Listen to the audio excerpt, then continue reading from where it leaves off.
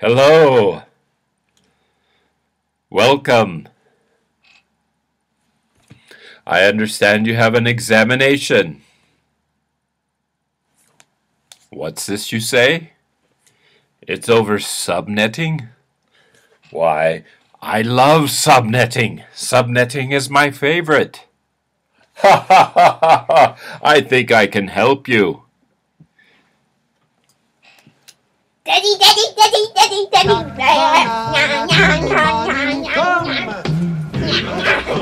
What is the meaning of this? What is this? What are you doing? Get out of here! Hey, Dad, you will play it. Come on, Daddy.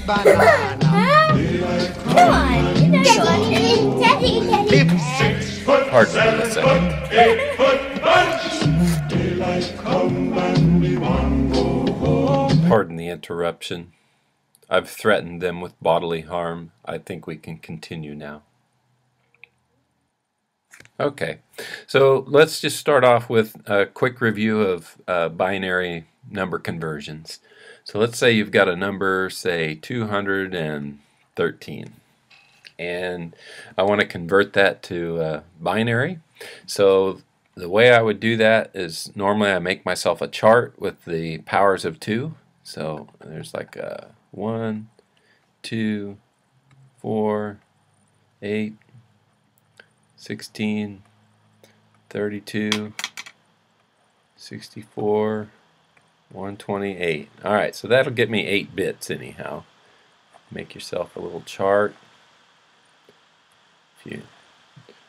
Remember, you just double the powers of 2 each time. Alright, so 213. I'm going to look and see what my highest number is without going over.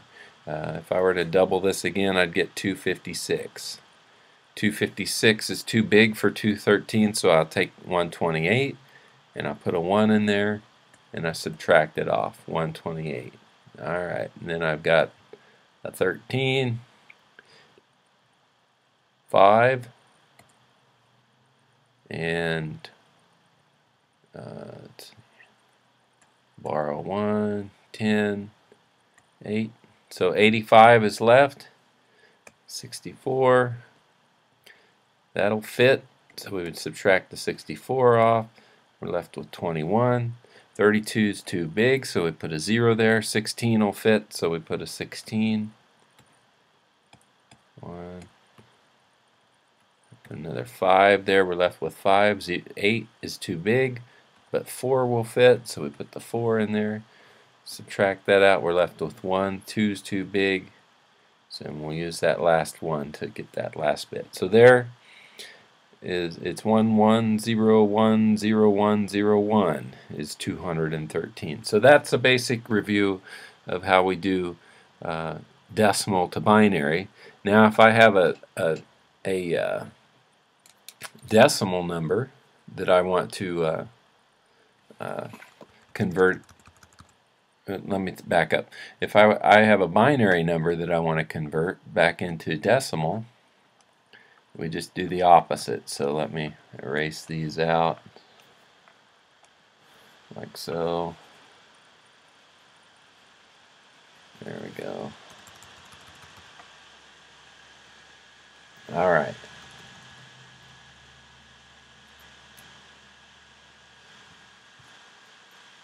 So if you got just some number, 0, 1, I made my brush too small. 0, 1, 1, 0, 1, 0, 0, 1, something like that. You just add them up. There's a 1 in the 64 slot, so 64, and then a 32, and an 8, and a 1. So there's the 15 there. So that's 105 in binary. Okay, so as I look through the review handout that's posted on the class website, I see that next up we have determine what class a particular IP belongs to. So IP version 4 classes are pretty easy to figure out. Let's do that next. So on the handout it wants us to figure out what class is 182, 173, 42.34. It's really a matter of converting that to binary and seeing what class it is. So let's see here.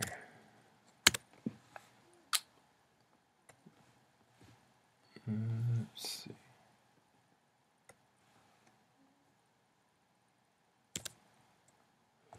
Okay, so we take 182 and again with the powers of 2, 1, 2, 4, 8, 16, 32, 64, 128, and 182 is going to need a 128-bit set, so we'll subtract 128 off of that. That leaves us 12, so that leaves us 4, 7, plus 2 is 5, so we've got 54. There's 64 is too big, so we leave a 0 there. 32, yeah, that's good. Actually, if you remember from what we talked about in class, all you need to look at is the first 3 bits to determine the class, right? If you remember, if it begins with a 0, we know it's a class A. Obviously this is not a class A because it begins with a 1. If it begins with a 1, 0, we know it's a class B, and a 1, 1, 0 is a class C. So this is definitely a class B network. Okay, another thing that we need to be sure that you know how to do is the Boolean AND operation. That's pretty simple. I think everybody in class got that, but just in case, I'm going to run through it real quick. Let's say you've got a byte. We'll just make one up here real quick. Is that a byte? Yeah, there's 8 bits. Okay, and then another one that's got, let's say 1, 1, 1, 0, 0, 1, 0, 1. Alright, so if we were to AND these two together, you know 1 and 1 makes 1, 1 and 1 makes 1, 0 and 1 makes 0, 0 and 0 makes 0. Anything with 0 in it is going to make 0. Like that. So that's an AND operation. Another question that I see on the review sheet is asking about encapsulation and exactly what goes on with encapsulation. If you remember, encapsulation was when we were talking about the OSI model, and if you had, let's see, how's the OSI model go? That's been a long time ago now. Can we remember that? Physical, data link, and network, and transport, and session, presentation, and application layers. Remember those? It's been a while since we talked about those, but if you remember, encapsulation is what happens when you create some data in one of these layers and then it gets encapsulated into the protocol data unit of the next layer down. So like these were our software layers, these we made datagrams, right? Remember that? So but if you and then in the session layer, let's see, or I take that back, transport layer was those were called segments, and these were packets, right? And frames and bits. And if you remember, you take let's just take the example of a packet here. Okay, so you got a packet going on. It's got source and destination address. The IP addresses are normally what we use at the network layer in the real world, and there's some data in here that gets sent, right? Well, if you remember, it gets sent down to the next layer. If it goes from layer 3 down to layer 2, that packet becomes the data for the frame at layer 2, right?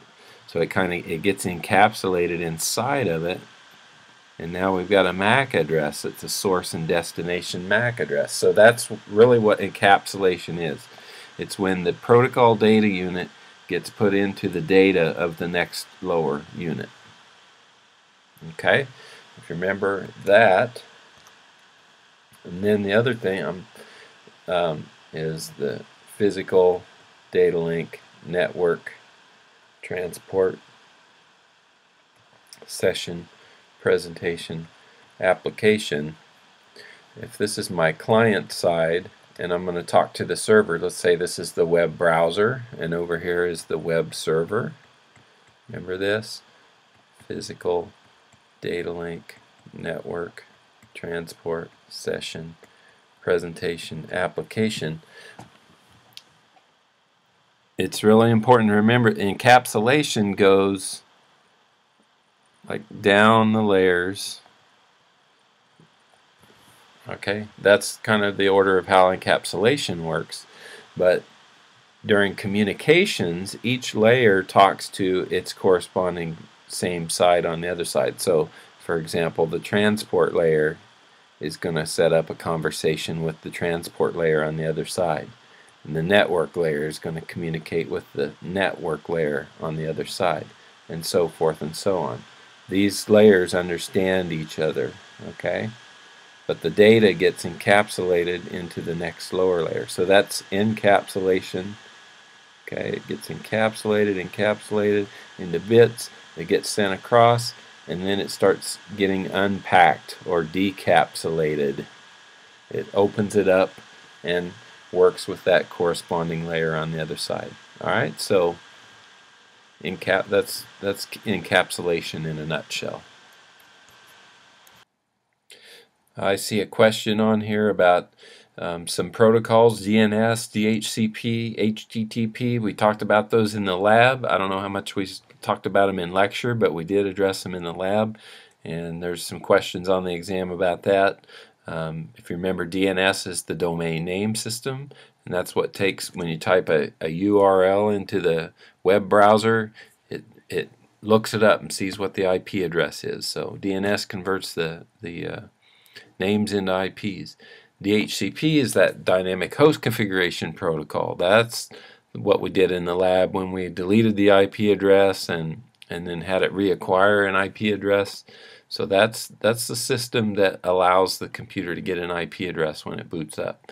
And everyone should know HTTP by now for sure. That's the web protocol that allows you to talk web server to web client. So you should know those protocols, at least know what they're for.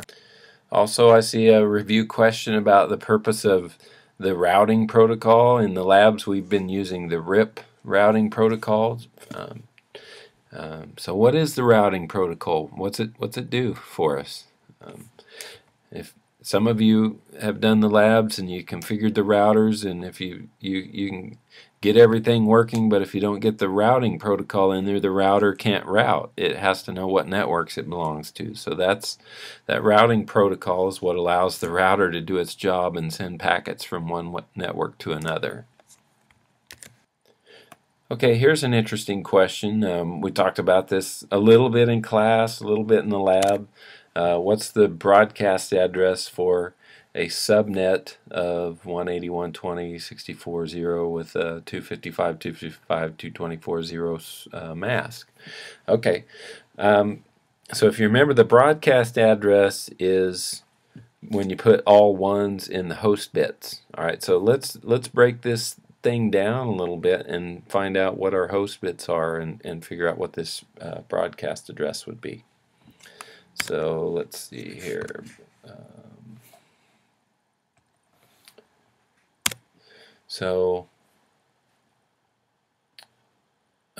First of all, we need to figure out what class this is. I showed you how to do that before. We'll work through that. If you work through it, you'll figure out that 180 is a class B network.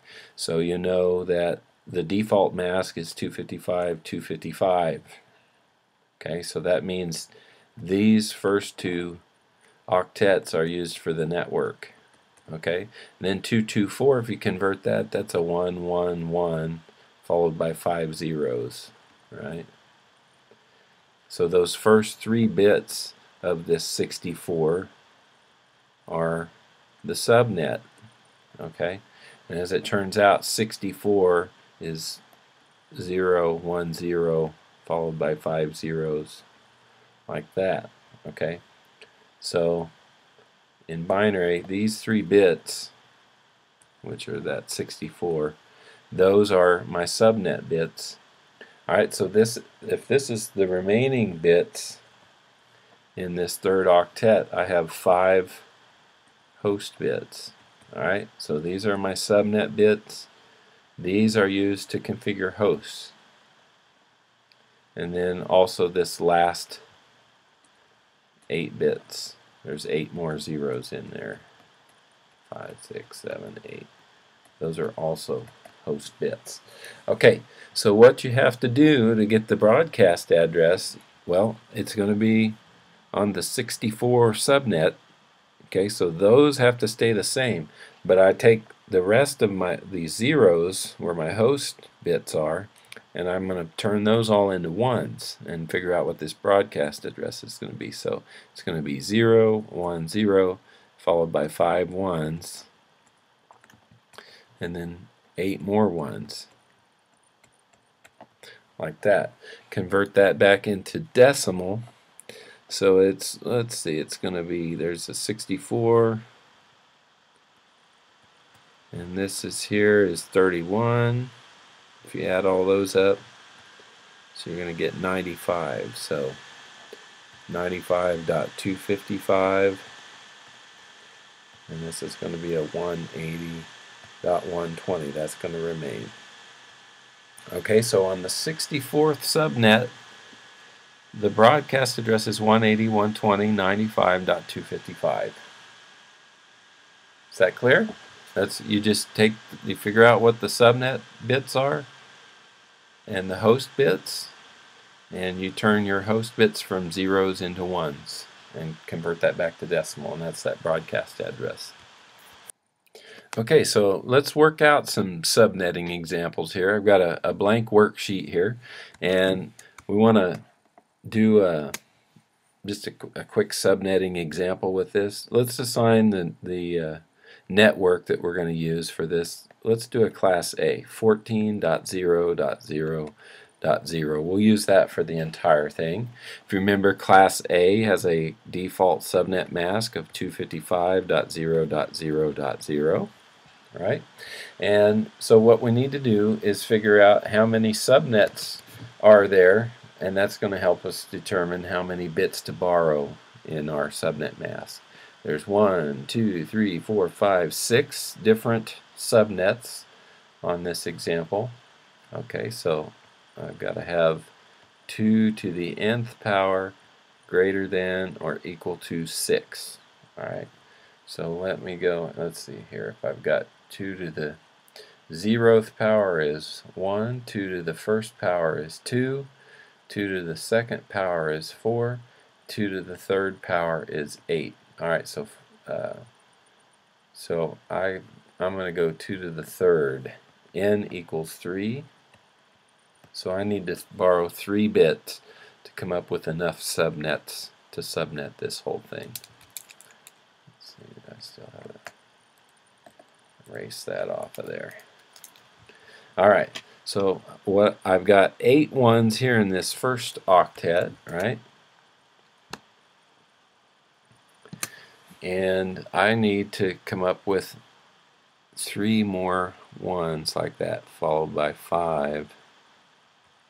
Alright, that's the second octet. It's going to look like that. So basically there's a 128 and a 64 and a 32. Does that make sense? Just add those up and see what you get.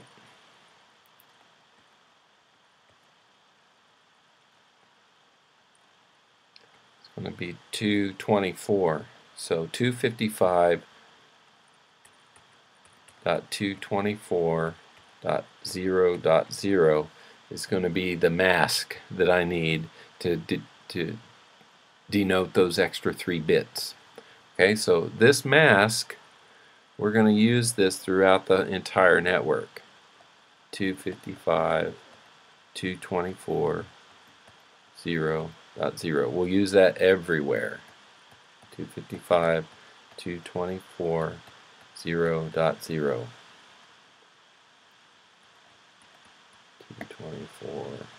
0.0.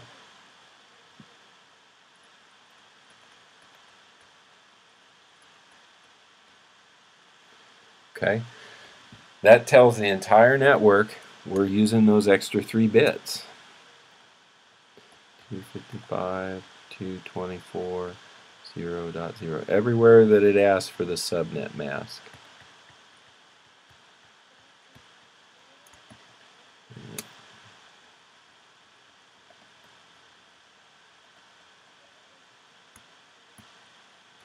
Notice I didn't fill that in where it says subnet. Okay, the subnet is the actual address of the subnet, or the network that we're going to define. We don't want to confuse those two terms.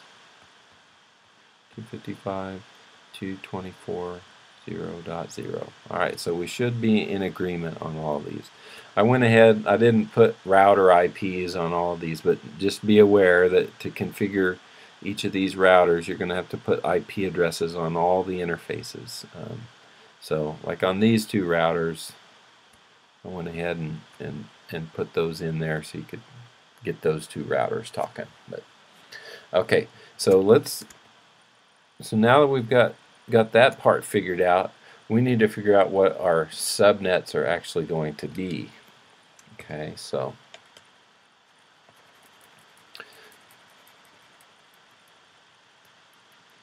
let's clean some of that up. All right. Oh, I got 14.0.0.0. That's what we started with. And 225.224.0.0. Okay. So we've got these first 3 bits in this second octet to work with. Alright, so to find out what subnets we're going to use, we can arrange those bits in any way. We need to have them be 6 different arrangements. Alright, so the obvious first arrangement is 0, 0, 0. And if you count in binary, we'll just count out 6 different ways here. 0, 0, 1, 0, 1, 0, 0, 1, 1, 1, 0, 0, 1, 0, 1, 1, 2, 3, 4, 5, 6, and that's 6 different ways right there. That's good. Now you got to remember though, this isn't a 1, a 2, a 3, a 4. That doesn't work because this is the first 3 bits of an 8-bit byte. So like that, 2, 4, 6, 8. Yeah. So there's 5 zeros after each one of these.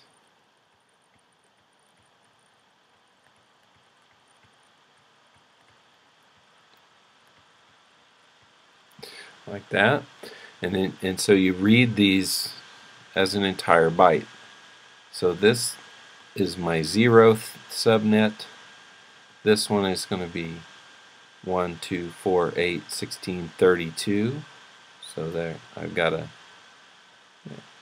subnet that's 0, a subnet that's 32. Then this next one is 64. This one's going to be 64 and 32, so it's going to be 96. Then this one is 128, and this one is 128 plus 32, so 160. Okay, so those are my subnets that I'm going to use for this network. So the next thing to do is plug in a different subnet address on each one of these subnets. Alright, so they're all going to begin with 14. So let's just put that on So we get that out of the way. 14, 14, 14.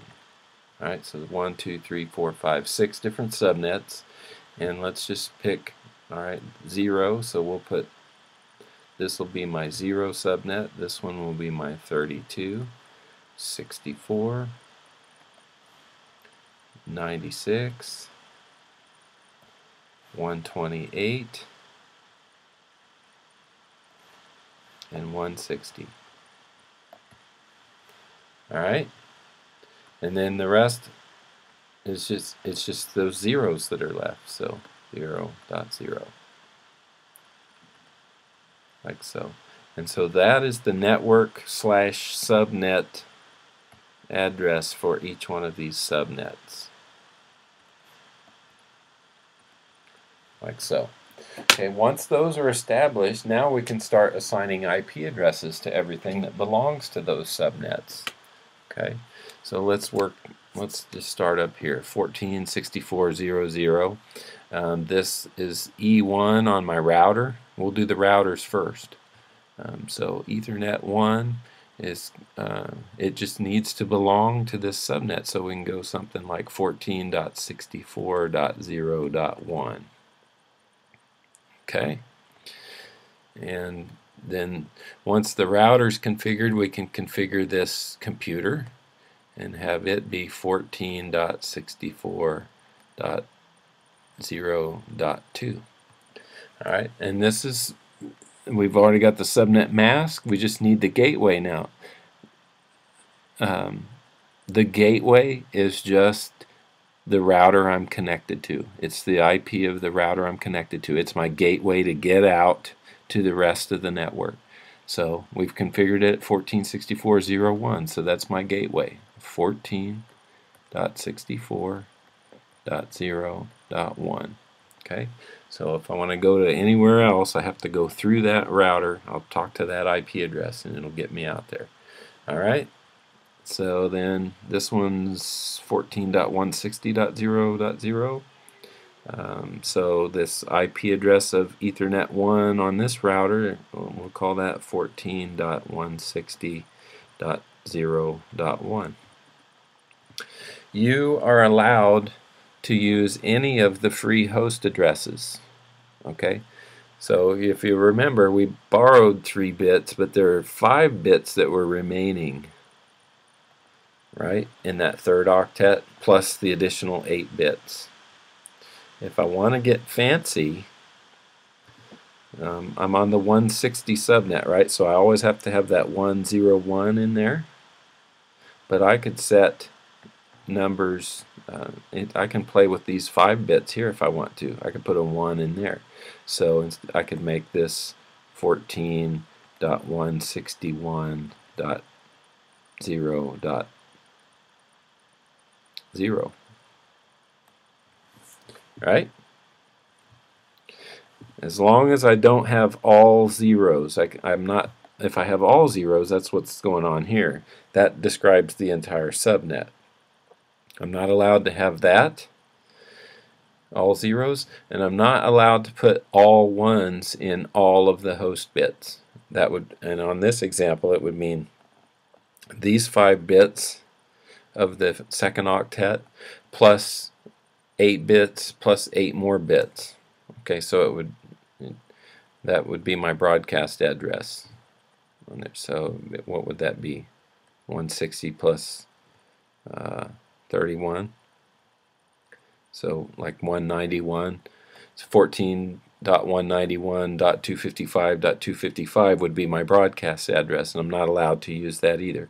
That's why when we calculate the number of usable host IP addresses on any given subnet, we have to figure out how many host bits are available. Okay, in this example, I've got 5 plus 8 plus 8, so it's 16 plus 5, is that 21? So it would be 2 to the 21st power minus 2, minus that subnet address and minus the broadcast address. And it's okay on the exam if you write that out. There's no need to calculate that all out. I just want you to know, or to explain, that 21 is the number of bits available in the host. So that would be an acceptable answer for how many different IP addresses are available on that particular subnet. Okay. So let's finish up and figure out what these other IP addresses are going to be. I'm on the 14.128 subnet here, so 14.128.0.1, okay, and 14.128.0.2 works just fine. And over here, I'm on this 14. I'm on the 0 subnet, so 14.0.0.1 for the router, 14.0.0.2 for the computer, and my gateway is my router, 14.0.0.1. Oh, we didn't forget the gateway down here, 14.161.0.0, and my gateway was 14.160.0.1.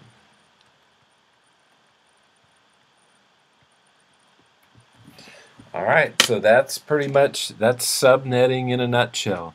That 2 to the n formula is pretty important. That tells us how to figure out how many bits to borrow for subnetting. We look at the number of host bits to figure out how many usable IP addresses there are. I think you guys are going to do great. If you've followed this along, you worked through this example on your own, I think you're all going to do fine on this exam. So study hard, good luck tomorrow, and we'll talk to you later.